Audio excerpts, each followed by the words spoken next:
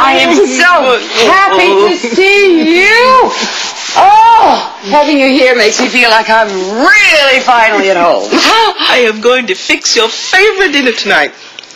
After I finished putting this place back together. Oh, it was a disgrace when I walked in. Nothing where it was supposed to be.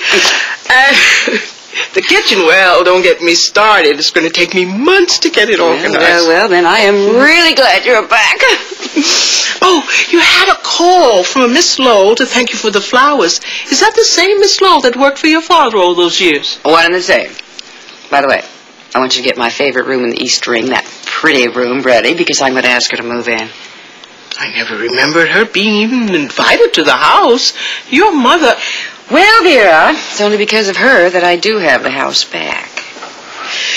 Well, whatever you say, but I do think this is taking gratitude a little too far.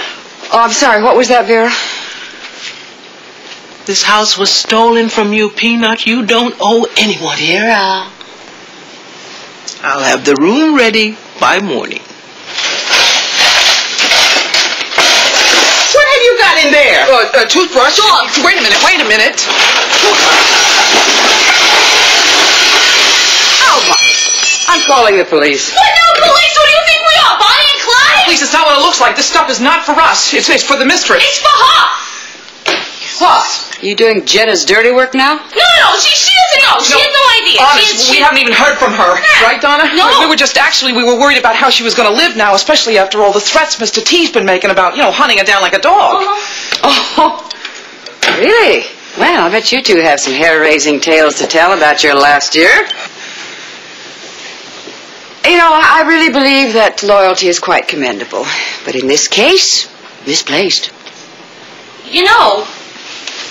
Jenna wasn't really all that nice to us. Now that she mentions it, you're right. She was basically a low-class kind of person. Trash, you might say. You might say that. Yeah. Really? Did you ever see her violent? Violent. You ever hear of Al Capone? This is Mrs. Capone. Remember that time? Yes. Remember that time? Yes. When she made me scrub the bathroom at midnight I do under remember the that. threat of flagellation? It was terrible. I think Your Majesty,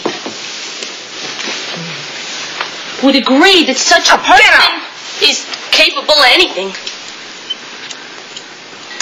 Look, why don't you two come talk to me tomorrow? Meantime, I'll reconsider that telephone call to the police. You are very generous. Oh. And we thank you. Thank you extremely much. And I would just like to reiterate that we are not your average, everyday common thieves. We're better than that. We sure are.